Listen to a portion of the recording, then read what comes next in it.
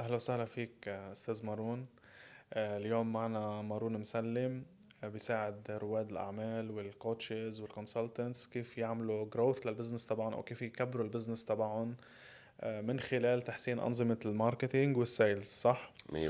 فاليوم حنكون عم نحكي عن هول الأنظمة، كيف هو بيشتغل معهم، كيف بيساعدهم يعملوا جروث أو سكيلينج للكاش فلو تبعهم. إذا مثلا كانوا عم يعملوا 3000 4000 كيف يوصلوا لل 20000 30000 50000 بنفس عدد الأودينس بنفس البرودكت أو السيرفيس اللي هن بيقدموه.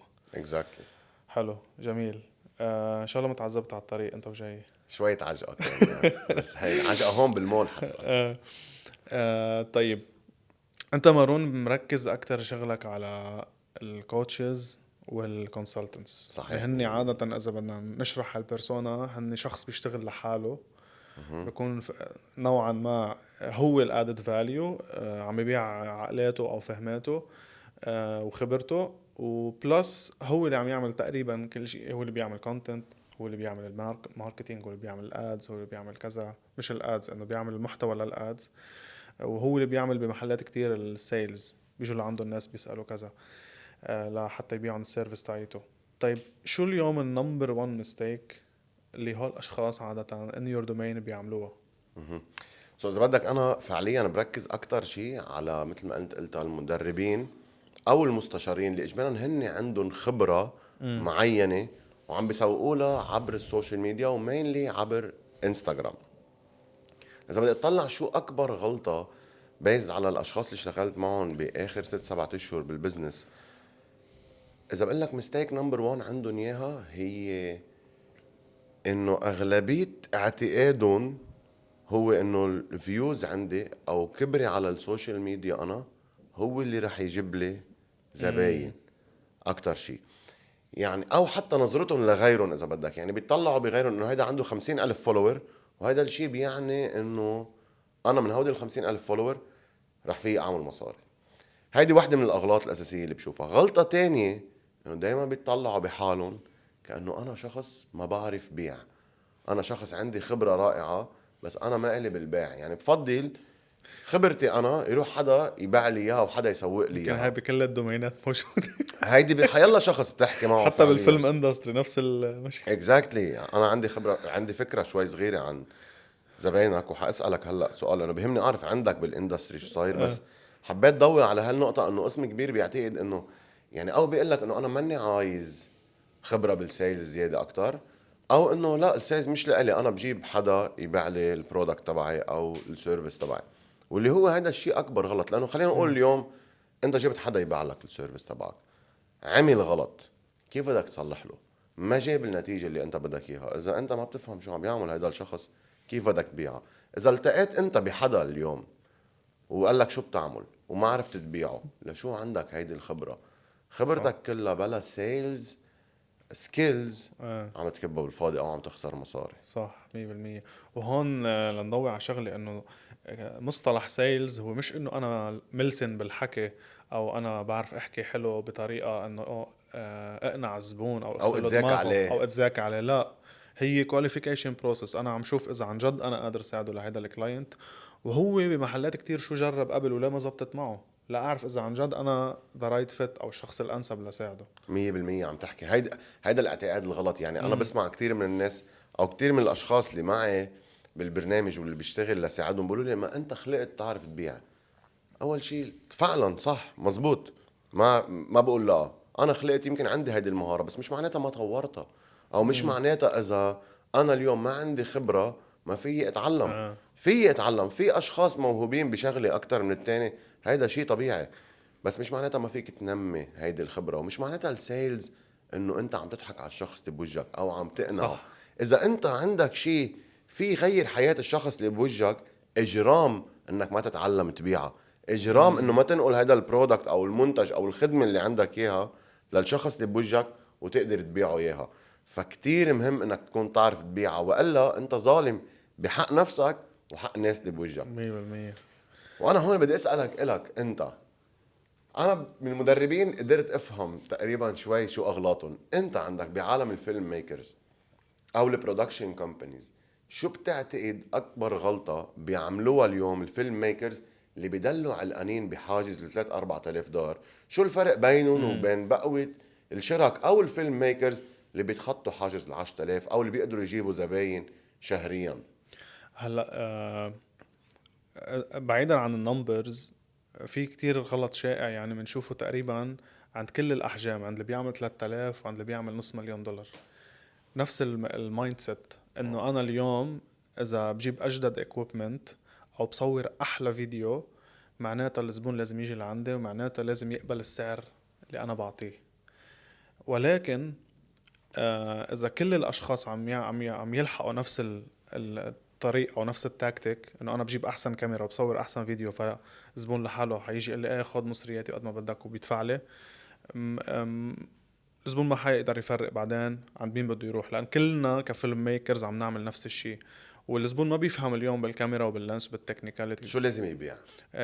فهون هون الفيلم ميكر او الكرييتيف بيرسون بهالاندستري ما بيكون فهمان اكزاكتلي شو عم ببيع، فبصير ببيع الكاميرا او الاستديو او الفيديو او الخبرة تاعيته، واللي هي بمحل ما ممكن تساعده او تبيع معه، بس حكتير تحده.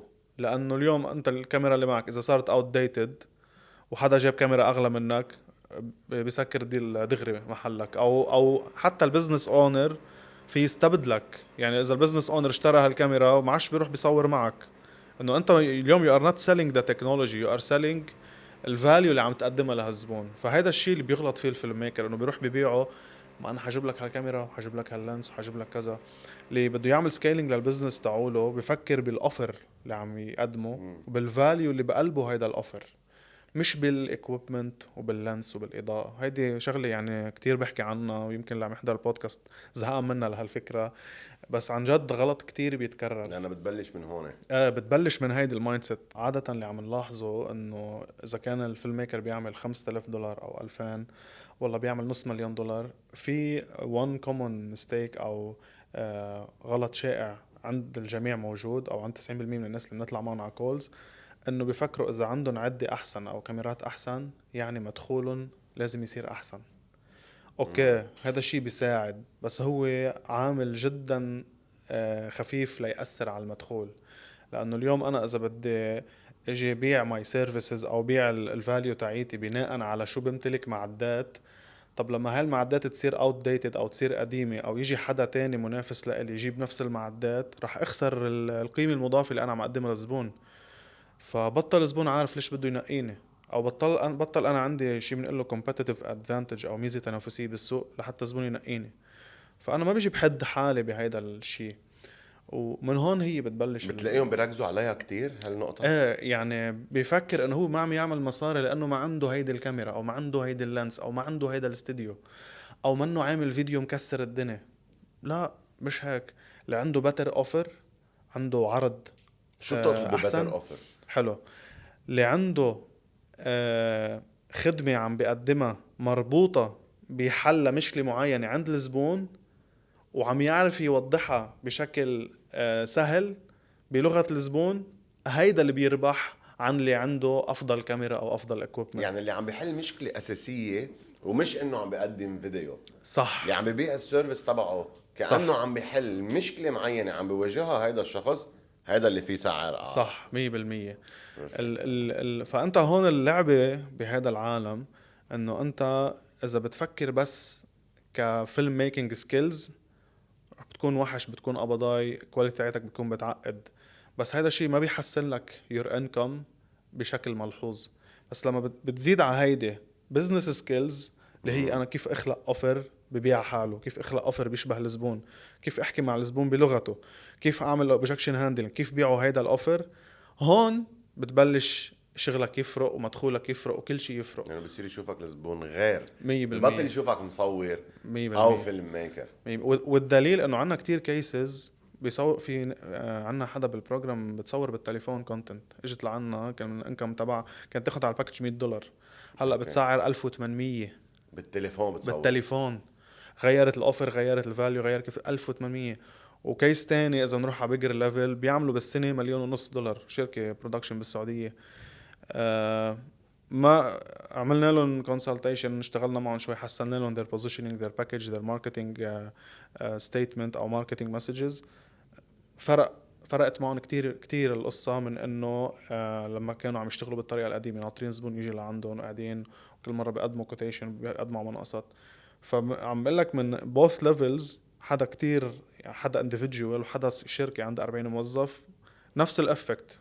مع انه لا هو جددوا الاكويبمنت ولا هو جددوا الاكويبمنت، لا هو اشتروا كاميرا جديده ولا هو اشتروا كاميرا. جددوا الطريقة اللي بيطلوا فيها. 100%. وفهموا هن مين شو بيبيعوا، شو الفاليو اللي عم يقدموه. اتس نوت ذا equipment ولا الكرياتيفيتي، مين ما كان عنده اياها. وبمحلات كتير الزبون ما بيفهم الكرياتيفيتي تاعيتنا او الكواليتي تاعيتنا مثل ما نحن بنشوفها ككرياتيف بيبل.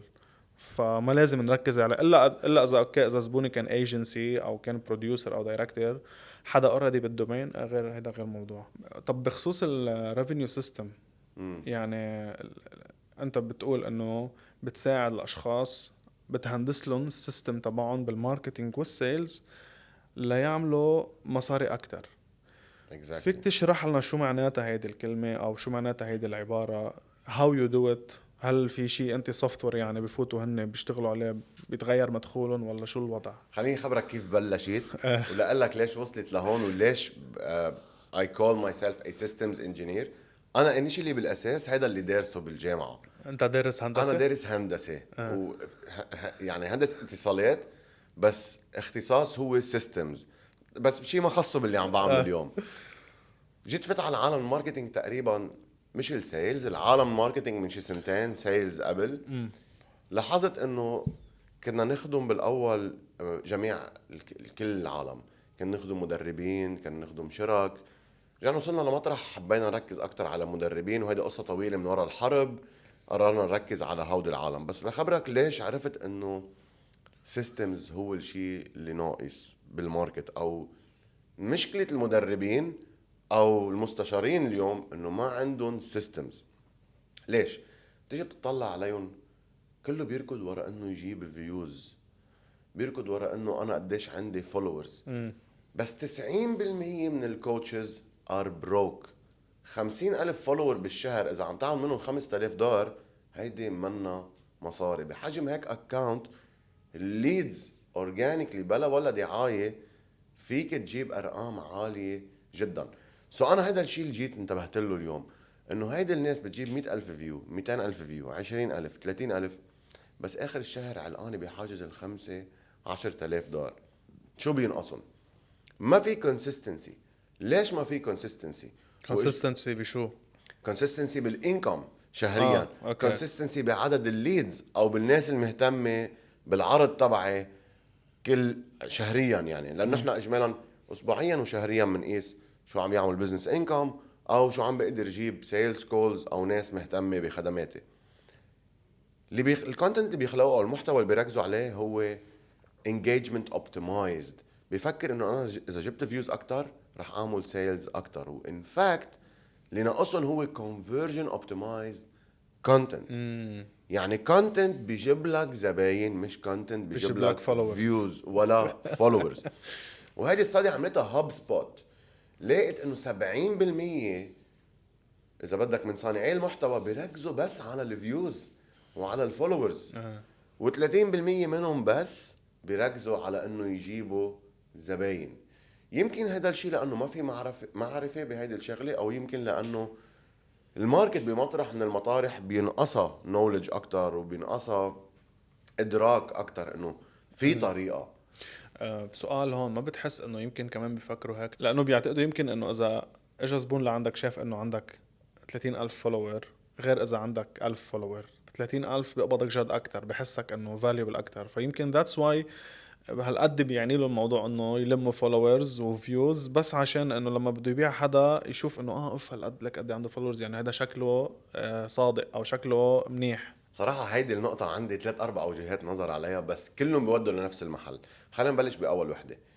أول شيء إذا أنت عندك فولورز أكتر مش معناتها خبرتك أكتر أو صرت تعرف أكتر. الناس بتشوفها هيك. ناس بس تفوت تشوف أوف عنده 100,000 فولور، هيدا شاطر، هيدا أكيد سعره غالي. بس ما انه مزبوط. واكبر دليل الاكونت تبعي انا او اكونت اكتر من شخص بيشتغل صح معه، صح 2000 3000 فولوور، بيبيعوا قصص حقها 1000 2000 3 4 صح. 5 و10 يمكن. عندي انا زبون عنده 800 فولوور سكر ديل بنص مليون دولار. اكزاكتلي. منه مرتبط هيدا الشيء ابدا بسعر البرنامج تبعك، لانه في ناس عندها مليون فولوور وبعدها بتبيع سيشن ب $100 و$150. عرفت؟ فهذا الشيء ما بيعني قديش انت بحق لك تسعر. اليوم نسي السوشيال ميديا على جنب. انت اذا انت عندك خبره اليوم بدك تبيعها على الطريق منك لحالك بدون ما تكون عم بتسوق لها على السوشيال ميديا، حتقارنها بعدد الفولورز اللي عندك. يمكن هيدا موضوع ما راح يخطر على بالك اصلا، بس لما تصير على السوشيال ميديا انت كمدرب بتقول انه عندي 1000 2000 فولور، ايه يمكن يصير حاجز قدامك هذا الشيء، انه اوف كيف بدي بيع انا بهذا الاسعار. بس هو حاجز، اتس مايند سيت بروبلم مش سكيل سيت، لانه انت السكيل تبعك هي ذاتها. ان كان عندك مليون فولور يما لا، يمكن تقرر انه حلو تبلش على الخفيف وتقول بدي اعلى، بس عدد الفولورز ما بيعني ابدا قديش انت بحق لك تسعر وقديش انت فيك تعمل مصاري فعليا. حلو حلو. هون ذكرتني بشغلة انه مرة انا عملت فيديو عن هالموضوع، انه اللي بده يسعى بس للفولورز والفيوز هيدا راح على انفلونسر بزنس موديل. اكزاكتلي. انه انا بيع ماي ريتش ماي اودينس لبراندات، انه بده حدا يعمل عندي دعايه بيجي بنزل له عندي دعايه لانه عندي كتير فولور. بس ايه اذا انا بالسيرفيس اندستري عم بيع سيرفيس او عم بيع حل لمشكله، في يكون عندي 200 فولور وعم بسعر خدمتي $5000. اكزاكتلي. حسب قد حسب شو المشكله اللي 100% بتحلها ولمين. خدمتك. اكزاكتلي. في نقطه كنا عم نقولها انه ليش ريفينيو سيستمز وليش قلت سيستمز. حيلا مدرب اليوم او مستشار ليقدر يعمل مصاري من الانستغرام اكاونت تبعه عايز 3 قصص. اول شيء عايز اوفر، مثل ما انت قلت عن الفيلم ميكرز اللي عندك، بدك اوفر اول شيء لو شو ما كان. تاني نقطه بدك اياها هي ليد جنريشن استراتيجي، بدك تجيب عالم تدق بابك. هذا الفرق بين الفيوز وبين الكلاينتس. وثالث نقطه هي السيلز. اذا هودي الثلاثه ما انهم موجودين عندك ما رح تقدر تعمل مصاري، ما رح تقدر تبيع. كرمال هيك قررت انه ابني سيستمز حوالي هيدي الشغله، لانه هيدا اكتر شيء بخليك تبطل علقان بحاجز $5,000 وال$10,000 وتطلع فوقه. if you can't track او اذا منك ماشي ببروسس معين وعم بتعيده هو ذاته رح تضلك علقان بنفس المطرح. 100%. 100%. على فكره الاشخاص اللي اشتغلنا معهم على ليفل كبير او هن كانوا اوريدي عم يطلعوا $6,000 ل $10,000 بالشهر وكان بدهم يعملوا سكيلينج. المشكلة عندهم كانت اللي اكتشفناها مع الوقت، يعني من بعد ما اشتغلنا مع كذا حدا، انه they lack the existence of a system بكذا شيء بالبزنس عندهم. لما بسط الحكي اكتر كان عندهم او كانوا فاقدين ل اذا بدك تواجد آليات معينة ومنظمة بطريقة معينة تقدر تشتغل بطريقة ثابتة ومستدامة شهريا بالماركتينج بالسيلز وبالدليفري والأوبريشن. فاللي عن جد عم بيفكر كان انه بدي انا اعمل اكثر من $10,000 بالشهر كفيلم ميكر بالفيلم اندستري، وهي بتنطبق على كل البزنسز يعني مش بس بالفيلم اندستري. كتير كان ضروري يعمل اذا بدك آليات عمل واضحة وممنهجة مرتبطة بالبزنس جولز تعوله. يمكن الحكي يبين شوي تشاينيز، بس انه انا اليوم اذا فيلم ميكر بس عم بعتمد على الريفيرل او على الحظ او على كاميرتي او على الكواليتي اللي بقدمها، ما في يكون عندي consistent income. او اتوقع انه شهر الجاي يجيني زبون واللي بعده يجيني زبون. 100%. يمكن اقعد شهر اشتغل يجيني بيج بروجكت يطلع منه قرشين حلوين، اقعد شهرين ما حدا يقول لي الو مرحبا تعال صور لي. طب هل انا اذا حابب يصير عندي استقرار بدي امشي بهالطريقه؟ ما بتزبط. انت اليوم اذا بده يصير عندك كونسيستنسي بالبزنس بدك كاش فلو عم يفوت على طول، وبدك تكون عم تسلم بطريقه ممنهجه، مش دايما انت عم ياخد هيدا الشيء من وقتك كل الوقت. وبنفس الوقت ما بدك تكون بس عم تعتمد على الريفيرلز، يعني بده يكون عندك نظام عم بيجيب لك زباين باستمرار شهريا، كونتنت ليدز ايميل ماركتينج وات ايفر. مش ضروري ايميل ماركتينج، بس انه بده يكون في عندك طريقه شانل او كلاينت اكوزيشن استراتيجي تعتمد عليها، تعرف انه انا هيدا الشهر في 10 رح يدقوا بابي انا وشطارتي اذا بسكر الديل معهم. جعفر كان بدي اسالك لانه قلت لي انه في ناس قدروا يتخطوا معك ال10,000 او ال15 او ال20,000.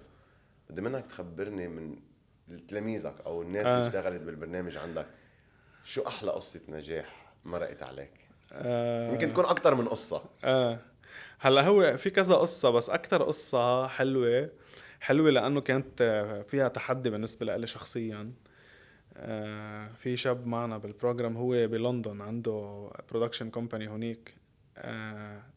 كنا عم نحكي نحن بالبروجرام عادة بأول جزء من البروجرام في منحى بدك تروح فيه انه انت لازم تتخصص. ما فيك تيجي تقول لي انا بصور اعراس وبصور مطاعم وبصور اوتوموتيف وبصور ريل ستيت، لا بدك تتخصص. فاجا هو بون اوف ذا ميتينجز قال لي قدام الكل، قال لي جعفر انا صراحة مش مقتنع معك، وانا ماني شايف انه هذا الشيء هيلثي لماي بزنس، فانا ما حاعمله. انه واحد عم بيقول لك هيك قدام الكل، عم يقول لك شيء عكس عم ما انت عم يتحداك. تعلم. وانتبه هو مش قلة احترام او شيء، بس يس. هو عن جد مش مقتنع. انا يس. كتير انبسطت انه قلب هالصراحة. قلت له لك شو، خليني اطلع انا وياك 1 on 1 ميتينج انا وياك وبنتناقش، يا انت بتقنعني يا انا بقنعك، وحنسجل الميتينج ونحطه بالبروجرام لهالكل يستفيد. قال لي موافق. كان يعمل هو بالسنة تقريبا شي 60,000 باوند، بعتقد شي 70-80 ألف دولار بلندن. فطلعنا بميتينج 1 on 1، تحدثنا 18 دقيقة على القد، الميتينج مسجل موجود بالبروجرام كمان. خلص الميتينج قال لي ببصم لك 10، أنا هاي الجمعة اللي جاي بس رح أقعد فكر بشو لازم أتخصص. هلأ الحلو بالقصة كلها إنه من بعد ما عمل هيدي الشيفت ب2 ويكس سكر ديل ب31,000 باوند، كان أكبر ديل بسكره بحياته. بشو تخصص؟ تخصص بتصوير الهوسبيتاليتي، كل شي مطاعم، اوكي. كل شي بيقدم أكل أو درينكس. بس بعد 6 أشهر وصل الريفنيو تبعه لل180,000 باوند بالسنة. تايمز يعني عمل تايمز 3 تايمز 3. اكس يس. بس من ورا هاي الشفت. لا اشترى كاميرا زيادة، لا طور اكويبمنت، لا اشترى استديو، لا راح قاعد بمدينة فيها شغل أكتر. هلا اوكي لندن مثل دبي كتير بيزي وكتير فيها منافسة كمان، يعني في كتير ناس أرخص منه وبيسعروا أشياء أقل منه ب5 مرات بالسعر. فالمفارقة هون كانت إنه الشيء اللي هو ما كان مقتنع فيه بس اقتنع فيه طبقه صح وهو اشتغل على حاله. يعني كمان الزلمة كتير شغيل. لك شو صار، لك الرزق اللي صار. بس ليه صار هيك؟ لأنه بس تخصص، التسويق تاعوله صار واضح، صار عم يقدر يجذب ذا رايت كلاينتس. بلس اليوم البريميوم كلاينت اللي بيدفع لك هيك مبالغ ما بيروح بيشتغل عند حدا بيشتغل شو ما كان. يعني انت اذا معك اليوم جي كلاس مرسيدس بتصلحه بكراج بيصلح كل اكزاكتلي. شيء، لا بتاخده يا على الشركة يا على واحد بس اختصاص مرسيدس. فهذا اللي صار معه، هذا اللي فرق. هيدي من احلى القصص اللي صارت لانه كان فيها تشالنج بالاول، وانتهت هلا الشاب يعني اصلا صار بليفل عم يعمل سكيلينج، عم بوظف فيديو اديتورز اسيستنتس، عم يحاول يعمل برودكتايزيشن للبزنس تاعوله بشكل انه هو ما يكون موجود على طول فيه. يعني صار بغير ليفل شو اسمه بالجروث تاعوله. هيدي نقطة أنا كتير كتير بتطرق لها كمان مع زبايني، لأنه تيجي تقول لي كيف إذا بدي أعمل مصاري أكتر شيء، أنا هل يا ترى لازم أشتغل مع شخص واحد بس ولا أشتغل مع الكل؟ السؤال هون ببلش إنه إذا فيك أنت تخدم الكل فعليا وتعمل مصاري من الكل عملها.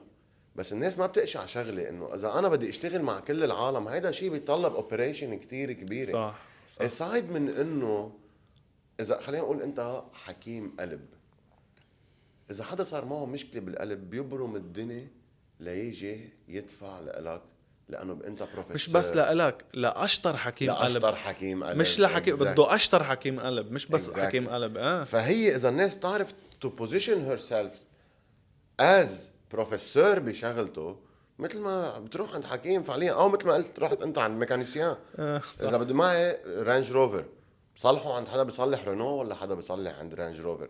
صار الناس اللي أيام بتقولها انه لا يمكن يكون عم بخسر شق كتير كبير، بس انت فيك تغلي اسعارك 3 و4 و5 مرات اذا وحدت جمهورك وقررت انه انا بشتغل مع هودي، يعني بس هودي كرمال هيك انا بمطرح من المطارح اي كانسلد كل الناس.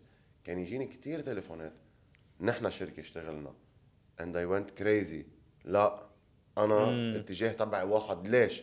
لانه كان بدي بمجال المدربين وبمجال المستشارين يقولوا هيدا هو الشخص اللي اذا اشتغلنا معه رح نقدر نزيد مدخولنا، والحمد لله انه عم نوصل اليوم. كرمال هيك انت متخصص بس فقط consultants و coaches. بالوقت الحالي لقدام قدرت اطلع درجة تانية، صار فيي افتح وساعد ناس غير، ما في اي مشكلة. بس بالوقت الحالي هدفي هلا تو ماستر الشيء اللي عم بعمله، وكون فعلا محدد الشخص اللي فيه يساعده، لان البرودكت اللي انا عم بعمله هو ذاته بيمشي على الكل. بينما اذا بدي اقرر انا اشتغل مع 5 انواع من الاشخاص او 5 انواع من الزباين، البرودكت تبعي ما راح يفيد اللي هو ذاته. سو بدي ضلني اخلق برودكت جديد، خدمة جديدة لاقدر اتناسب مع متطلبات الكل. هون بتجي أهمية to have a niche، انك انت فهمان الاودينس. so you are serving one avatar، شخصية واحدة، one problem، عم تحلله مشكلة واحدة، one solution.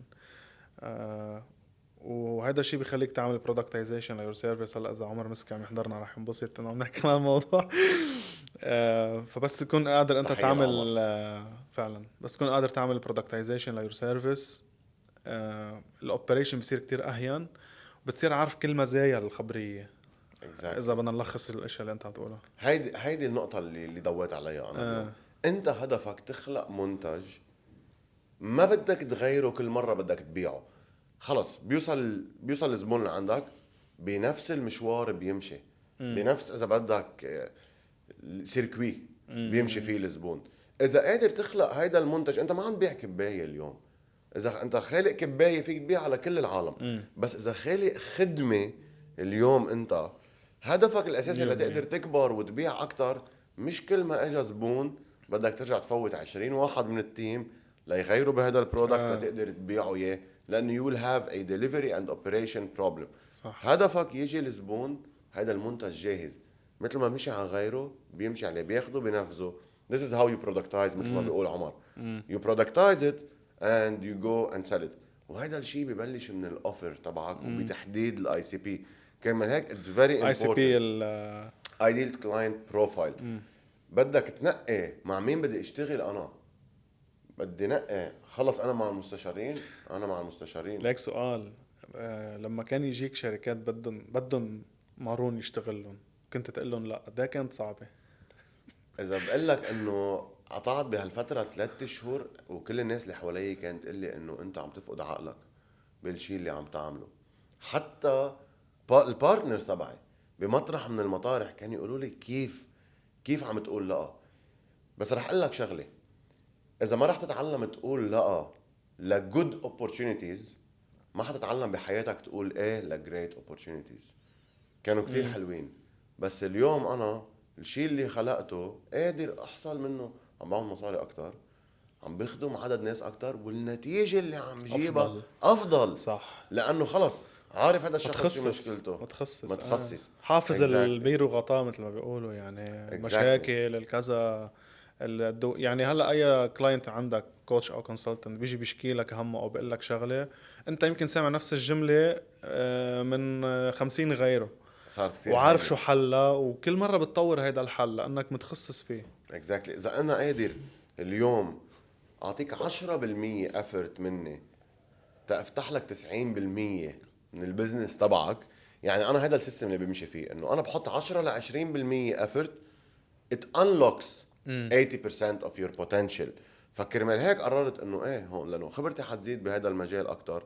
شو ما مرق مشاكل مرق علي بعرف حلها، وعم بعطي نفس النتيجة. صعبة كانت بالاول ايه، بس هالدنيا فيها مخاطرة. you either choose like بدي مصاري هلا او لا، قبلين to be undervalued بفترة بمطرح من المطارح بحياتك لتصير overvalued لما تكون انت امتلكتها واكتسبت الخبرة على الاخر. حلو. طب شو في عندك هيك شي success story حلوة او خارج هيك تشارت، خاصة when it comes to الاشياء اللي عم نحكي فيها هلا صراحة رح اقول لك اول شيء شو اجمل شعور، وحارجع خبرك عن شخصين لقيت اللي عملوا نجاح معنا كتير حلو. في اكتر من شخص، بس رح اقول لك شغله. انا شغلتي الاساسيه ساعد المدرب يعمل مصاري. ما في ساتسفاكشن اعلى من انه شوف مسج على تليفوني او شوفهم عم بينزلوا انه اليوم سكرنا ديل، هيدا الشهر عملنا هالقد، هيدي الجمعه عملنا هالقد. هيدي اعلى الكل عم يعمل مصاري. شو في شيء بيبسطك اكثر من هيك؟ خالق منتج انت بيخلي الناس تعمل مصاري. اذا بدي اقول لك من احسن قصص النجاح اللي عندي اياها هن شخصين. اول وحده كوتش جوال دعايبيس، عندها تقريبا بحوالي 130 الف فولوور. وعندنا لارا، شيز ان اي اي انجينير كوتش، بتساعد المهندسين سوفت وير انجينيرز مينلي والكودرز ينتقلوا ليصيروا اي اي انجينيرز. حبلش لك بجوال. جوال اجت لعنا كان عندها الهاي تيكت تبعها، اوريدي شغله مع بزنس كوتش، فهمان البروسيس، عم بتبيع، بس كان عندها مشكله انه شيز نوت جيتينج انف ليدز شهريا وما عندها تراكينج. اللي جينا عملناه عند enough leads. كيف يعني كيف طلع مع انه ها هي المشكله انه enough leads؟ يعني هي كان بدها leads اكتر اوكي تعمل more money، ولا كان في financial goal براسها قال لها انه بدك leads اكتر؟ لا اكيد في فاينانشال جول آه. نعلى، بس اذا بنجي بنطلع على الاكونت 130 الف فولوور، كم واحد عم يدق بابا بالشهر؟ 4 5 اشخاص، يمكن اوكي. اكثر شوي. ايه. فدغري انا فهمت اوكي عندنا 134 الف فولوور، الاكونت منه عايز يكبر.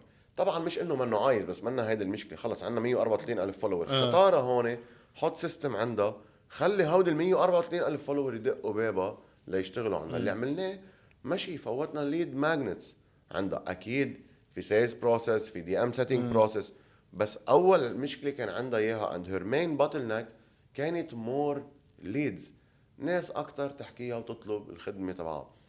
من اول ما بلشنا نركز تقلنا انه تبلش هي تعطي اكتر ليد ماجنتس او تسوق ل فري. اذا بدك هيدي من عيدها. من اول ما بلشت جوال تركز اكتر بالكونتنت تبعها، مش بس على انه تجيب فيوز وتنزل للعالم قصص ببلاش تو جايد ذم اند هيلب ذم، الناس صارت تركض لعندها ركض وبلشوا يشوفوها از ان اوثوريتي بالسبيس تبعها.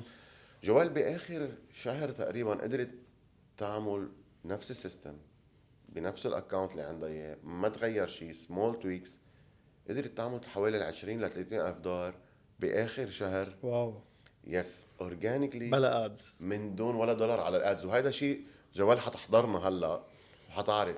جوال ده اللي تشهرت تقول لي اي نيد ادز، اي نيد فانلز، لانه يمكن بمطرح المطارح ما كنت شايفه انه الاوبورتونيتي الكبيره قدامها هون اليوم، وانت منك بحاجه لهذا الشيء. هلا ام نوت اجينست ادز، بس لحظه اللي انت عندك 134 الف فولوور، ما انت دافع مصاري لتوصل لهون، منه هيدا الشيء ببلاش. انت كم مره مصور، كم شركه عملت لك اديتنج، كم واحد كتب لك سكريبتات، او انت حتى قد ايه مقطع وقت. هودي ال 134 الف فولوور اذا انت معتقد انه ما في منهم زبون ومنا ناس تدفع مصاري، انت كتير غلطان. انت ما عم تعرف تبيعهم، مش هن منهم زباين. ليش بدي اعمل لك فولو اذا هن منهم مهتمين بالشيء اللي انت بتقدمه؟ 100%. ببلش السؤال من هون دايما. تاني قصة لارا. لارا وصلت لعنا، عندها سكول كوميونيتي، اذا بدك بتعلم المهندسين سوفت وير انجينيرز يزيدوا خبرتهم تكنيكال سكيلز وين ات كمز تو اي اي. لارا اذا بدك كانت محتاره بمطرح من المطارح شو الاوفر اللي بدها تبنيه. هاي تيكت كان عندها 59 دولار اشتراك شهري، وكانت حابه تنزل شيء جديد على الماركت، 1000 دولار بلس اي نيو هاي تيكت اوفر. وكان عندها هيدي الكويستشن مارك دائما براسها انه شو لازم نزل. تعرفت على لارا بورك شوب انت وعمر عاملينه، ومن بعد حكينا صراحه قدرت دغري افهم انه لارا عندها شيء مميز قادره تقدمه، بس كانت محتاره عن الاوفر اللي بدها تبنيه. اللي جينا عملناه عندها انه نبشنا بالاكزيستنج سكول ممبرز بالكوميونتي اللي عندها اياها، هودي الناس شو بدهم. هالقد بسيطه كانت، شو ناقصكم انتم، شو بتتمنوا انه لارا تقدم لكم شيء زياده بيخلي يتغير مساركم او بيعملكم فرق كتير كبير بمجال عملكم او بحياتكم. 90% من هول الناس طلبوا انه بدهم 1 on 1 منتورشيب، بدهم لارا تدربهم وتشتغل معهم على البورتفوليوز تبعهم، على الاونلاين بريزنس تبعهم، and to guide them one by one وتوصلهم لانه يلاقوا شغل بالاي اي او بالاي اي انجينيرنج. وهذا الشيء اللي عملناه فعليا، انه قدرنا طلعنا بفكره انه let's run a webinar للسكول كوميونتي ممبرز اللي عندها اياهم، and we expected nothing. توقعنا انه معقول نجيب زبون او زبونين، انه قلنا مش خساره. we introduce the offer، بنشوف ردة فعل العالم. واللي صار انه 140 شخص حضروا الويبينار، 140 شخص عبوا بدهم يشتروا ال $2000 اوفر اللي عملناه. واو بس نحن حلو. كنا حاطين 9 سيتس بس، وما كنا متوقعين نوصل لهم. قدرنا نجيب 14 ل 15 شخص، وبعدين سكرنا الدورز كرمال لارا تقدر تركز معهم كلهم. بس على هودي، لانه ما كان بدنا يوطى اذا بدك السكسس ريت. واللي قدرنا نحقق $28,000 بظرف 3 ايام. هيدي سكسس ستوري كتير كبيره، وهوبفلي وير بيلدينج انه نضل نعمل نفس الشيء مع لارا ونعيده اون مونثلي اور اون ويكلي بيزس، نفس الاوفر افتر من بعد ما لاحظنا انه يس هيدا الشيء مطلوب بالسوق. ذكرتني مارون هون بشغله سمعتها مرة بتريننج كنت عم صوره اكشولي بأمستردام لفاينانشال ادفايزر. فبيكون عم يحط statistics، كان عم يدرب، هو عم يعمل لكتشر لسيلز مانجرز لشركة عندها فروع بكل يوروب. فكان جاي سيلز مانجر من اسبانيا، سيلز مانجر من ايطاليا، سيلز مانجر من بولندا، سيلز مانجر من المانيا كذا. ف one of the lectures اللي بيعرضها او سكرين بيحط انه 78% او 71% من المصاري اللي بتفوتون على الشركة هن actually من الكلاينتس اللي قدام اللي انت بترجع بتبيعهم. exactly. فالناس دايما عندها هذا الهاجس انه، تجيب زباين جديد. وانا منهم كنت انه انا لازم دايما نجيب زباين جداد. بس لا، بكتير محلات انت you already have an audience, you already have clients شافوا شغلك، جربوك، وثقوا فيك، رجع بيعهم شيء. مش بيعهم شيء لتضحك عليهم، شوف هني شو ناقصهم وشوف انت وين فيك زيدو. تساعدهم، وبس عمول the right pitch بالطريقة المناسبة. وعلى فكرة من أكتر الأخطاء الشائعة بين in my industry بين الفيلم ميكرز اللي هن ناجحين أو البرودكشن كومباني اونرز الكبار، إنه هن بيعتمدوا 100% بس على الريفيرلز. وبيشتغلوا معهم مرة واحدة وخلص، ما بيجربوا يرجعوا يحركوا شو بيقولوا، يحركشوا أو يحركوا اللبن لينباع مثل ما بيقولوا باللبناني. بلس بيعتقدوا انه، او اللي بيعمدوا انه يعملوه انه يبيعون الفيديو، انه نحن we sell videos او we sell the shooting او we sell the man power، انه قد ايه نحن بنصور per day، او كم ساعه حنصور لك، او كم حدا حننزل لك على السيت، او قد ايه مده الاديتنج اللي حنعملها. هول الاشياء يعني على صعيد ناس هني انا بشوفهم ناجحين، شغلهم كتير حلو، شغالين big projects كتير موجودة. نرجع لخبرية يعني هاي الشيء، هاي الأخطاء الشائعة شو بتسبب. نرجع لخبرية inconsistency of income. فبيكون بيوصل لمحل بيقعد شهر ما بيشتغل، ما بيجي ولا بروجكت، بصير بيقلق كيف بده يقبض الموظفين، كيف بده يدفع أجار المكتب. فهذا الستريس اللي بفوت فيه كتير مزعج. جعفر أنا هون بدي أسألك شغلة aside from the technical skills، aside من السيلز، aside من الماركتينج والبوزيشنينج، أنا في شغلة دايما بركز عليها مع زبايني، حتى معي مع نفسي شخصيا ومع التيم اللي بيشتغل معه. قد ايه بتعتقد برأيك المايند سيت او عقلية الفيلم ميكر او صاحب البرودكشن كومباني بتأثر على مدخوله الشهري او بتأثر على اجمالي المبيعات شهريا؟ بيك تايم كتير. لأنه على فكرة الاشياء اللي انا بعلمهم بالبروجرام منن اشياء انه جداد او مش معروفين او مخبيين، هن simple rules بالماركتينج والبزنس، بس في خطة كاملة عن كيف تطبقهم وفي ملاحقة نلاحق الشخص وهيك. بس الاستراجل الاكبر اللي بواجهها انا بيرسونلي مع اشخاص اللي بفوتوا على البروجرام هي بتغيير المايند سيت تبعهم، مش بانه يطبق البروجرام خطوة خطوة. لأن في يكون عم يطبق البروجرام خطوة خطوة بس المايند سيت تاعيته بعدها مثل ما هي. حاعطي اكزامبل، لما يجي شخص معود يسعر شغلة مثلا ب$6,000 أو ريال أو دولار whatever، أنا بتطلع بهذا الشخص من خلال خبرتي وقد صرت شايف ناس بالسوق، بعرف إنه هذه الشغلة اللي عم ببيعها بالبوزيشن اللي هو فيه، بالخبرة اللي عنده إياها، بالبورتفوليو اللي عنده، في بيعها ب$20,000 أو ب$20,000. بيجي بيقول لي هو انه انا ليك هقول له 6000، قال له لا قل له 20، فيك تقول له 20 اللي 20,000 كتير. طب هاي الكتير، هاي هو شايف انه هاي المبلغ كتير بناء على هو عم بيقيس شو حاله معود هو. يسعر، وهو مقلل من قيمة نفسه بالسوق. اكزاكتلي. طيب قلت له انا يعني لا عم بعطي يعني انا ريل لايف اكزامبل لافسر لك شو يعني مايند سيت للي عم يحضرنا يعرف. قلت له طب انت اليوم متخصص، عندك خبرة، رح تحمل هم الفريق كله اللي حتجيبه، بلس مسؤول عن الكواليتي اللي حتقدمها. يعني اذا صار معك خطأ تقني اون سيت، او صار معك شيء غلط، او كاميرا خربت، او مصور ما اجا، مين اللي حيتحمل المسؤولية؟ قال لي انا. قلت له طيب هل انت قادر تعمل هول كلهم بال6000 درهم اللي انت بدك تسعرهم؟ قام هون بلش يفهم ليه انا عم غلي، ليه انا بدي غلي على مش الزبون. طمع. لان الزبون جاي، اللي جاي بده بريميوم سيرفيس، مش جاي بده يوفر. اللي جاي بده يوفر هو ذا رونج اودينس. اصلي جاي بده بريميوم سيرفيس، بدي اعطيها بريميوم على اكمل وجه. فما بيجي انا بسترخص، او ما بيجي بقعد بقول خلص ما انا باخد 1000 على النهار. هو عم يحسب حاله بعده تكنيشن مش بزنس اونر. بس لما انت تكون عم تدير فريق، عندك ناس تحتك، عم نوعا ما تقدم فاليو معينة انت متخصص فيها بالسوق وإلك اسم فيها بالسوق، ما فيك تسعرها مثل السوق. الزبون ما حيقبضك جاد. من هون بتبلش. هيدي نقطة بدك كيفك لا نقاش. لا بحس حتقول شيء تعقيبا على هذا الشغل. هيدي دايما بقول لهم اياها، انه ما بقى تقيسوا انتو شو بتدفعوا على شو الناس معقول تدفع لكم. يعني اذا انت اليوم شاطر كتير، بتعرف حالك معقول تروح تجيب هيدي الخدمة بأرخص، مش كل الناس بتعرف هيدا الشيء. وتسعيرتك هي directly connected او directly related لحجم المشكلة اللي انت بتحلها. 1000%. لانه اليوم انا اذا خلينا نقول انه انت عم حل مشكلة واحد يقدر يخليه يعمل مصاري زيادة، اذا انا بقدر وصلك لتعمل 10-20 الف دولار بالشهر، there is no price لهيدا الشيء.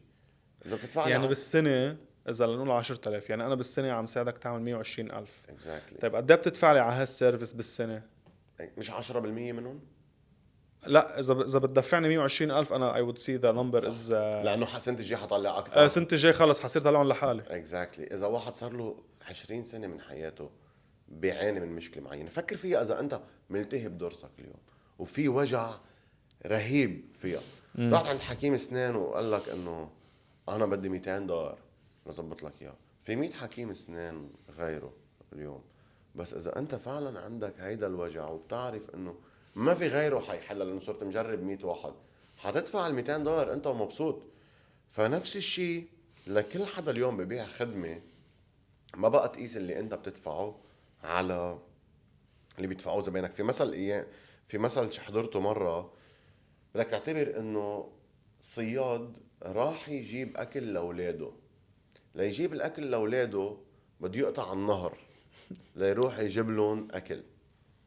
عنده شخطورة صغيرة، قطع النهر، راح جاب اكل وراجع ما لقى الشخطورة، ولاده لحالهم بالبيت قاعدين. قديش معقول هيدا الصياد يدفع لتعطيه شخطورة انت ترده عبيته ياكلوا ولاده بالليل؟ ما حد، كل شيء معك اياه. نفس الشيء بدك تفكر انت، اذا if you truly believe في عندك برودكت بحل مشكلة الشخص اللي بوجهك، there is no price for it. أساسا الشخص أنت لما تستهدفه بالطريقة الصح، وتكون أنت عامل بوزيشنينج لحالك كمان بالطريقة الصح، هو حيعرف انه انا بدي مارون يحل لي هالمشكله شو ما كان السعر. لانه انا شايف انه المشكله اللي عم عاني منها اللي ما عم لاقي لها حل موجوده عند مارون، ومارون عنده كيس ستاديز، ومارون عنده الشيء اللي انا ناقصني، ومارون برهن لي انه في يساعدني. فخلص it's not a matter of how much is the price at انه بعد قد ايه بلاقي الريزلت. وانت هيدا الناس بدك تنبش عليهم جعفر.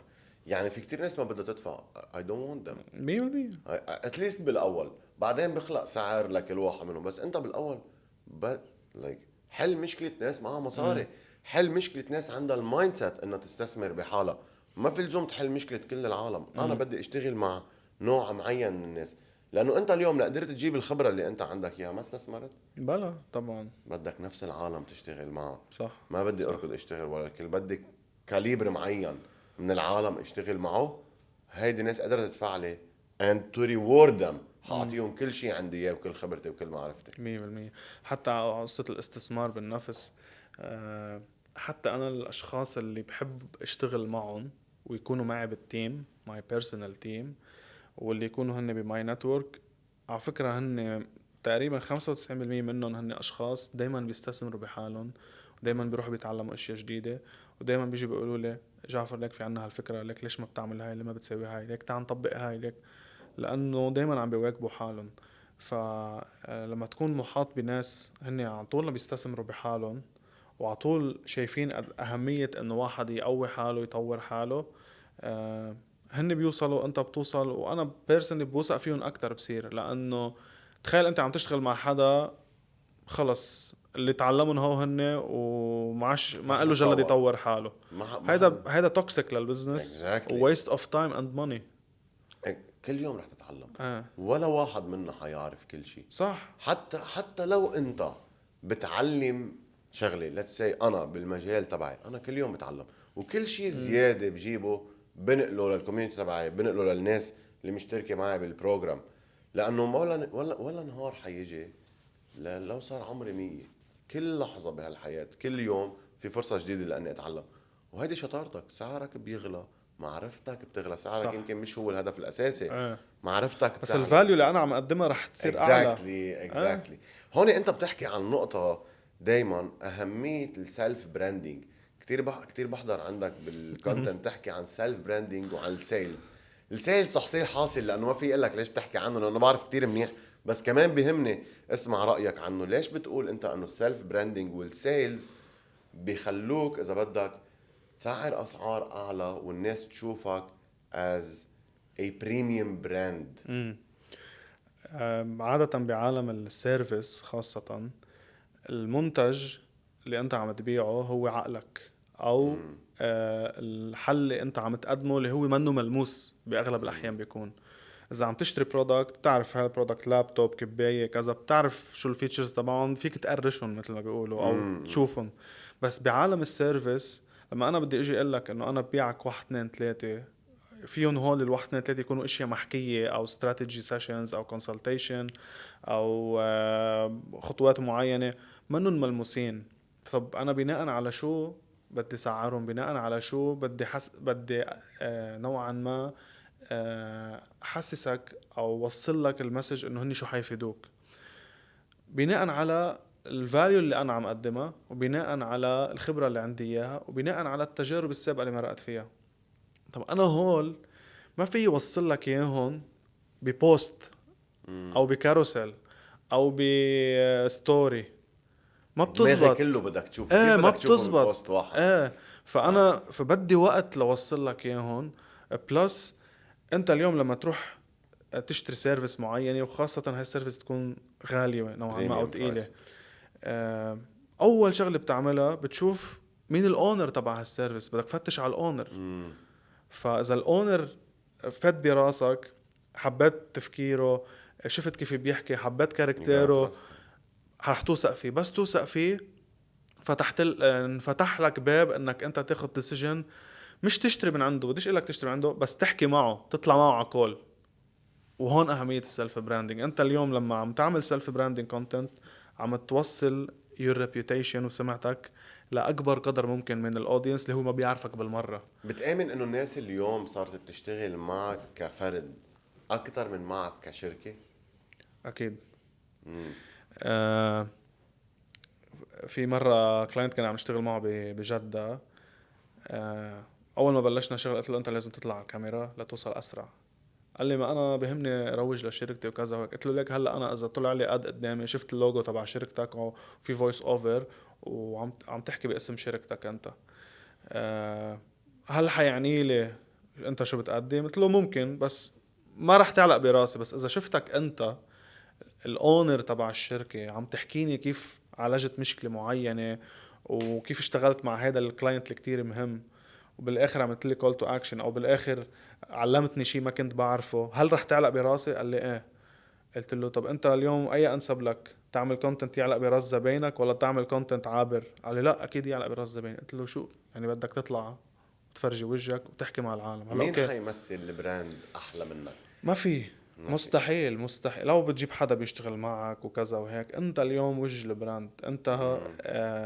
لانه بالاخر هاي عصارة خبرتك وافكارك ونجاحاتك وفشلك صح، ومصاعب اللي مرقت وسهرك فيها وليالي. وسهرك والانتقادات اللي تعرضت لها وكل شيء انت اليوم عم تمثله بالحكي اللي بتحكيه او بطريقة التفكير اللي انت عم تفكر فيها. وهون ما بيمنع، يعني اذا واحد بيحب يترك شركته كواجهه، ما في شيء بيمنع، في يمشي الاثنين سوا. لانه صح. انا بعتقد شغله واللي انت قلتها هلا، اذا بدك توصل اسرع بدك تستعمل بيرسونال البيرسونال براندنج براند تبعك. صح. يمكن على المدى الطويل الشركه بدل اسمها اكتر، يمكن اذا بدك تورطها، فكرمال هيك ما في شيء بيمنع تشتغل على الاثنين يعني. بس ايه اليوم لا مش عم اقول انه يا ها لا اكزاكتلي طبعا لا. اكزاكتلي بس انه انا اليوم بسوق لاسمي كجعفر. وكل الليدز بيجوني من اسمي، بس صفحة الشركة موجودة. ليه؟ صحيح. لأن بدي credibility كمان بمحل ما، انه انا عندي شركة، عندي صحيح. فريق مسجلة. انا حققت الشيء اللي عم علمكم تحققوه. ايه مش انه والله انه بس عم بعتمد على اسمي الشخصي. بس انا كجعفر بعلق براس الاودينس اسرع من ذا فيلم انجينيرز. People connect with people 100%. not with brands not with companies. هيدا الشيء اللي اليوم، وانا بشوف انه السوشيال ميديا او حتى ل10 سنين 20 و30 سنه لقدام، الناس اول شيء بتحب تشتري كتير and people love to buy from people. كرمال هيك اهميتك انت تكون موجود على السوشيال ميديا. مش معناتها انه ما بيمشي البزنس اذا ما كنت موجود، بس you will create huge opportunities اذا فيك تسوق لحالك عبر السوشيال ميديا. 100%. طيب مارون، سؤال. نحن حكينا سؤالين. كتير عن السيستمز وكذا وهيك. هلا اذا انا كوتش او كونسلتنت وجيت لعندك قلت لك انا عم بعمل بين 2000 ل 5000 دولار بالشهر وحاسس انه في اعمل اكتر، شو اول ستيب بتعملها معي؟ اول شيء بدي اطلع على البزنس. ايه. عم نعمل 2000، شو المشكله الاساسيه اللي عنا اياها؟ أه ما عم بقدر اجيب ليدز انف، هيدي اللي انا شايفها. اوكي سو رح اقول لك شو مشكله العالم اللي فعليا علقانه بحاجز 1000 ل 5000 دولار. المشاكل اللي بيعتقدوها موجوده عندهم هي مشاكل محلينها بيزد على احاسيسهم، مش على ديتا فعليه. لانه اجمالا بس واحد يكون عم يعمل 2000 ل 5000 دولار اصلا ما في هالديتا العظيمه تتراكت. فنهار بيعمل مصاري بيقول لك اوكي اليوم عملت شيء منيح، اليوم ما عملت شيء منيح، او هيدا الشهر كان احسن تمام، بس ما بيعرف فعليا انه ما قادر يعمل زوم اوت ويتطلع. اول شيء انا بيجي بتطلع عليه اللي هن ثلاث نقط اساسيه اللي قلت لك اياهم. اوفر تبعك، شو عم بتبيع؟ ايام ناس عم تعمل 2000 5000 دولار بالشهر، منا عايزه تعرف تبيع زياده، منا عايزه تجيب زباين زياده بالشهر، عايزه تظبط الماني موديل تبعها او الاوفر تبعها. شو صح. يعني اليوم عندي زبونه عندها 2000 فولوور، كانت عم تعمل 1000 ل 1500 دولار بالشهر. فتنا لعندها مزبوط، صرنا نجيب ليدز اكتر، بس من اول جمعه قدرت تعمل 3000 دولار اللي كانت تعملهم بشهرين. شو اللي تغير؟ كانت تطلع تبيع سيشن باي سيشن، يعني كان يدق لها حدا تقول له اوكي سيشن تبعي 100 دولار، زيحي هيدا الشيء ما بقى تقبضي 100 دولار، قبضي حق ال 12 مسبق، بيع باكج كامل. بيع باكج كامل. هيدي 1200 دولار، ما غيرت شيء بعد ما جبت لها زباين زياده، بس غيرت لها البزنس موديل او غيرت لها الاوفر تبعها. ان فاكت لقدام شوي بنغير البزنس موديل، بنغير الماني موديل تبعها، لانه حلو. ما فيها تدلها تعطي 1 on 1. فكتير مطارح بتكون بتبلش بالاوفرز.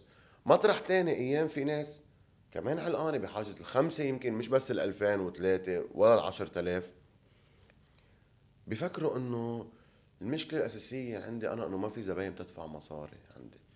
بس انت اليوم ما حدا عم بدق بابك، يعني انت من فولورز عندك ما حدا بيدفع مصاري، ايه عم يجي الناس ما بدها تدفع، بس انت كم واحد عم بدق بابك بالشهر عم تعرف تبيعه؟ هودي النقطتين. كم شخص عم بدق بابي بالشهر؟ بدي اطلع على هذا الرقم. اوكي. في 100 واحد عم يطلب الخدمه تبعك بالشهر ولا في 5؟ اوكي. اذا في 5 عم يطلبوا خدماتك وانت عم تبيع واحد، معناتها المشكله منا بالسيلز عندك. بتتحسن شوي بيصيروا 2 يجوز، بس مش بالبوزيشننج او بالبراندنج. اكزاكتلي مع الناس ما عم مش بتدق واضح. بابك. يعني يا انت ما عم تعرف تجيبهم للناس اللي عندك، يا الناس ما عم بتشوفك از ان اكسبرت. اول شيء بعمله انه هدفي خلي عدد ناس اكتر تدق بابك. هلا اذا في 100 واحد بالشهر عم يحكيك وانت باعتقادك انه ما معهم مصاري يدفعوا، عم تعمل بس $5000 بالشهر، هون في مشكله سيلز. سو دائما بترجع لثلاث نقط: اوفر، كلاينت اكوزيشن استراتيجي، وسيلز. وليش الكلاينت اكوزيشن استراتيجي وحده من اهم النقط؟ عشان هيك انت مسمي your company 3 stages. اكزاكتلي لانه هو هن الثلاث. ما في بزنس اليوم منه عايز ليدز. صح. الكلاينتس اليوم والليدز، وانت قلت شغله كتير ذكيه هون، انه اكثر شيء معقول يفوت لي الريفينيو هن الاكزيستنج كلاينتس عندي، بس لعمرهم هودي ات تيكس تايم. صح. لانه كلنا بنعرف قد ما يكون انت شغلك حلو، قد ما يكون تعطي خدمه كتير منيحه، مش معناتها كل زبون رح يجي لعندك رح يدل عندك. بس هودي الناس اللي بتدلوا اكتر ناس فيك تطلع منها مصاري، لانك حتساعدهم اكتر شيء وحتحل لهم مشكله ورا مشكله ورا مشكله. كنت عم بحكي عن نقطه الكلاينت اكوزيشن. 3/4 العالم يمكن كيف انت قلت لي مثلا بس بيعتمدوا على الريفيرل. في مشكله تانية كمان بمطرح تاني، انه ما بينتبهوا شو اكتر شيء بيجيب لهم زباين.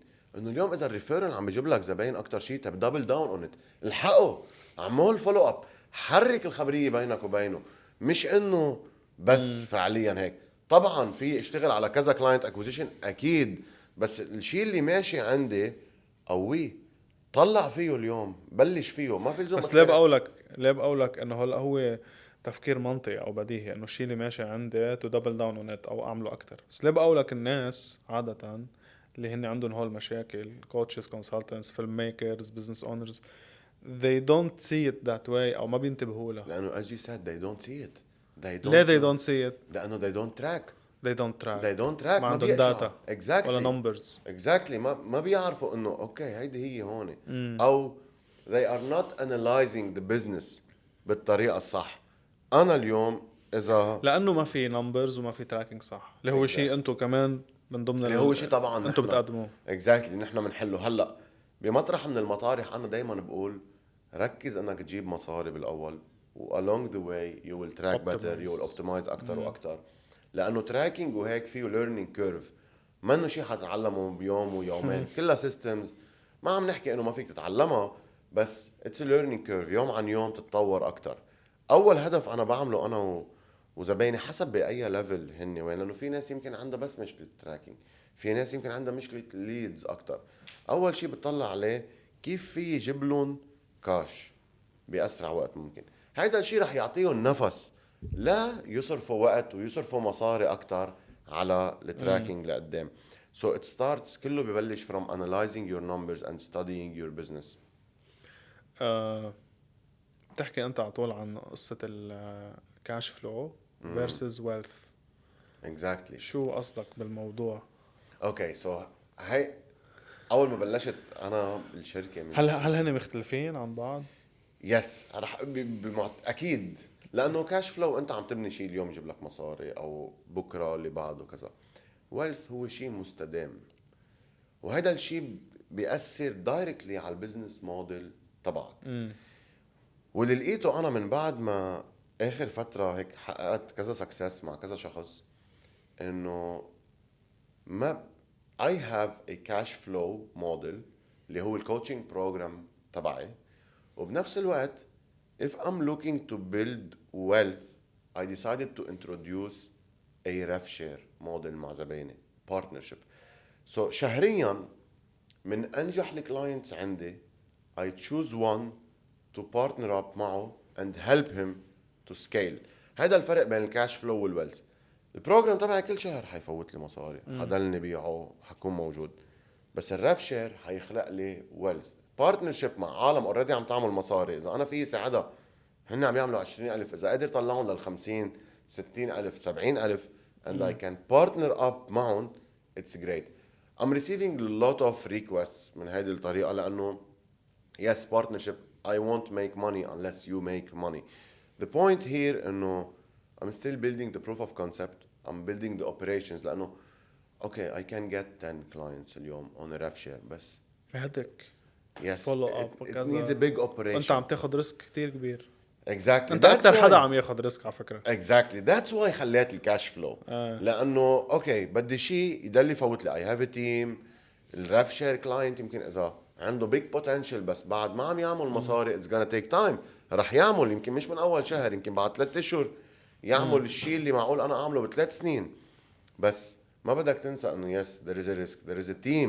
عم تقدم انت كل خبرتك، كل التيم تبعك to get a certain percentage او a certain rev share من هذا الكلام. So for the end لا من هون لاخر السنه the goal is to scale 3 coaches بس نقدر نوصلهم كل واحد $100,000 بالشهر. and starting next year من بعد ما نكون زبطنا كل operation as I said like انجح حدا بالبروجرام we take him and we partner up معه. that's the difference between cash flow and wealth. هلا هيدا الشيء بيصير بحالتي انا هيك عملتها لزبايني او بغير اندستريز او بغير بزنسز مش ضروري تكون عم تنطبق بهذه الطريقه. فيها تنطبق بالداي تو داي سيلز، وفيها تنطبق بالسبسكريبشن او الزبوناتك الاساسيه اللي بدلوا يدفعوا لك.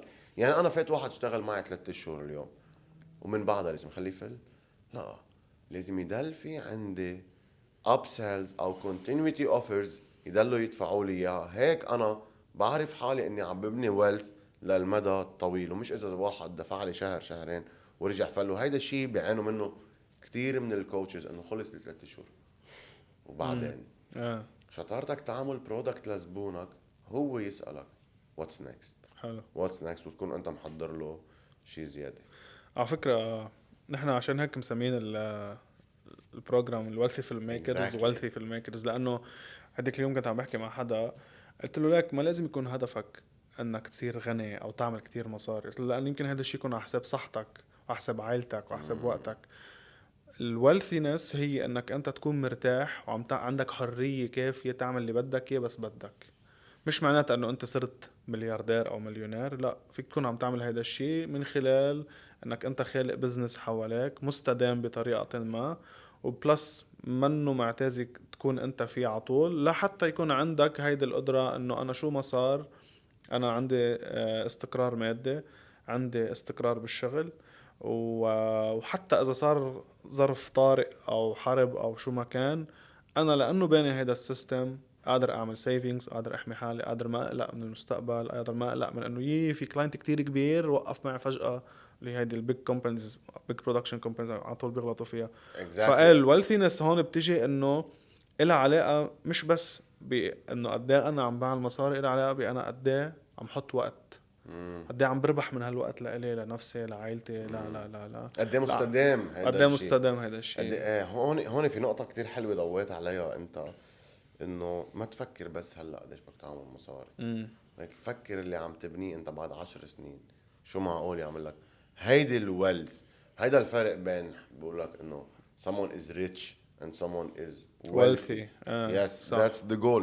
كلنا عم نتعلم، انتبه اليوم كلنا we're learning في اغلاط. مش يعني اذا حدا عم يحضرنا اليوم وما عم بيحقق الشيء اللي بده اياه هيدا الشهر يعني ما لازم يفكر يجيب مصاري هلا، لازم يفكر يبني ويلث او بعد 10 سنين. لا، بس يمكن انك تفكر لبعد 10 سنين لقدام it will give you calmness. كل شيء عم تبنيه انت اليوم فكر انه اذا عملته perfect and if you systemized it قديش هيدا الشيء بعد 10 سنين لقدام راح يكون عم يرد لك return on investment على تعبك وعلى الشيء اللي انت صرت ليالي كرمال تخلقه. 100%. انا انبسطت بالحديث معك. انا كمان ما بعرف اذا بعد عندك شيء تقوله. مين اللي هودي هني اذا انت حابب تضوي على شيء بعد كمان I'd love to hear. لا بحس كمان انا بتعرف يمكن بحب مرق شغله بحب اسمع منك شيء للشباب اللبنانيه اليوم، خصوصا للرجال اليوم، مع انه هذا ما كان محور حديثنا اليوم. بس بما انه انت you own a company حققت نجاح بحياتك عملت شيء، بدي منك هيك مسج صغير لهالشباب اللي كتير عايشة برش اليوم انه هالشهر ما عملت مصاري، انا inferior لغيري، يمكن ما بستاهل او انه غيري عم يعمل. شو بتحب تعطيهم هيك مسج صغير؟ هلا انا هذا الموضوع هيك كتير بيرسونال عندي، لانه انا من جنوب لبنان ابن الحرب. يعني انا شخصيا عشت 3 حروب، فجاي من محل ومن وقت ومن زمن ما في stability بالمرة. ومش بس هيك، بكتير محلات نحن حياتنا وأرزاقنا كانت معرضة للخطر وفقدنا ناس وكذا. وصلت لمحل هيدا الشيء قواني بطريقة انه ما عندي خيار اني اكون ضعيف او استسلم. فاستغليته، يمكن الله وفقني استغله لحتى اوصل لمحل انه انا ما بدي اليوم حدا يتحكم فيي، وما بدي اكون نوعا ما مدخولي او استقراري مربوط بجهة او بشركة او بكذا. كرمال هيك ساعات سافر، اتعلم، قوي حالي، استثمر بحالي، لانه شفت بكتير محلات اشخاص اللي ناجحين واللي انا حابب اكون مثلهم قد ايه هن بيستثمروا بحالهم وقد ايه بيقووا حالهم. فانا ببساطه لحقت الباث اللي هن مشيوا، وشوي شوي بلشت استفيد واتعلم، وشوي شوي بلشت احس بالفرق، وصار عندي هدف شخصي انه انقل هيدي التجربه او هول القصص اللي انا عم بتعلمهم، اللي هن يمكن بكتير محلات مش موجودين بعد بعالمنا العربي، انقلهم لمجتمعاتنا ولا المجتمع العربي بشكل عام والمجتمع اللبناني بشكل خاص اكيد. ف الاستسلام هون او مش بديش اقول استسلام، بدي اقول الرضوخ، او انه الرضوخ، يس. انه واحد خلص يقبل اقبل بشو ما كان، بالواقع. وهيدا هو شيء على الشورت تيرم مريح، واوكي ما بتعتل هم بكره وخلص كيف ما تجي تجي والرزق على الله. مش ضد انا هالاشي ابدا، بس بمحل ما انت اذا ما كنت قوي بياكلك السوق، اذا ما كنت قد حالك ما عندك استمرارية، وحتوصل لبعدين بس بدك تاخد قرارات فيها انفستمنت، فيها مسؤوليات، اذا بدك تساعد حدا معتمد عليك ما راح تكون قادر. وهذا الشعور كتير بشع، هذا الشعور بالعجز جدا بشع. فلما توصل لهونيك استثمر بحالك، قوي حالك، شوف الناس اللي هن وصلوا قبلك، وبكل بساطة ask for help. يعني as simple as that. أنا ولا مرة ساعات اني اتعلم من حدا او استقل حدا او استشير حدا واصل لمحلات تعني بدي لي اوصل له. وما قال لي لا او ما ساعدني ولا مرة. وعن جد اللي واصل قبلك بيفهمك، بيحس معك، لانه هو كان بنفس البوزيشن قبل. فلما تطلب منه مساعدة او شيء او هيك رح بس اسمعها، بس اسمع. اسمعها، لانه اللي نصحك عم يعطيك من وقته، عم بدلك على الطريق الصح. اذا وصل اسمعها ومشي فيها. دونت اسك اذا ما بدك تفعل، بس اسال. ما في شيء عيب اذا سالت. مية exactly as you said. بالمية. وعلى فكرة هذا الشيء أنا آه، لما عشت بأوروبا فترة كتير لاحظت في فرق بالمايند سيت بين الأشخاص اللي بيجوا من أماكن غير مستقرة وبين الأشخاص اللي بيكونوا هن عايشين بستابيليتي ورواق ولا لا لاند وكل شيء مأمن لهم والدولة بتعطيه فاندينج ومدري شو. اللي بيكون عايش ببلد هيك هالقد في استقرار وهالقد في رواق وأمان وكذا، آه، طريقة حله للمشاكل بطيئة كتير وما بيتأقلم بسرعة أبدا. والعكس كتير صحيح. إذا أنت جاي من محل أو من من اريا لبنان يعني. من لبنان صراحة. ببلد أنت إذا بتفتح بزنس يمكن بعد يومين يتغير البزنس موديل ويسكر. you adapt so you fast. adapt so fast لأنك معود على عدم هيدا شيء كتير منيح. يعني اللي عم يسمعنا وهو قاعد ببلدان مثل بلادنا اللي ما فيها هالقد استقرار، ما تفكر انه هيدا الشيء مضر ولازم تروح تعيش ببلد مستقر. صحيح. أو بمحلات اخرى انت عندك ادفانتج على غيرك، انه انت دماغك عم يكون حرك، exactly. عم تكون كتير سريع بالتأقلم. صح. ببعض المطارح له سيئاته للاسف. طبعا بس هيدي الميزه هالميزه ما بتوعى الا اذا شفت الجانب الاخر. انا ما كنت بدلك شايفها. توقف. انا كنت شو كل ما- عمري شايف انه بدي اروح لبرا، بدي اسافر، بدي اشتغل برا احسن، برا. بعدين بس رحت لبرا اكتشفت قد ايه عنا احسن من مليون مره. اوكي فعليا. الاستقرار برا مريح وحلو، في اشخاص بيحبوه، بس انا متاقلمت معه. ما يعني حسيت حالي very good point صراحه. كتير هيك كيف بتقعد باوضه كتير رواق وبتنزعج من الرواق هيك حسيت. they don't adapt. صح. هيدا الشطاره. كل لبنان هيك اصلا. نحن عيشتنا از لبنانيه دايما بدك تلاقي تورنير لتحل مشكلتك. بس هيدا شيء طابع فينا. شيء جوا. بحس هيدا الحمد لله يعني على كل شيء. وهذا بخصوص بما يخص لبنان بشكل خاص، وبشكل عام بالعالم العربي في كتير بوتنشل، كتير جدا جدا. في كتير بوتنشل، ونحن عنا ثقافة كتير حلوة وكالتشر. ما بعرف ليش قلب الحديث على الكالتشر، بس عن جد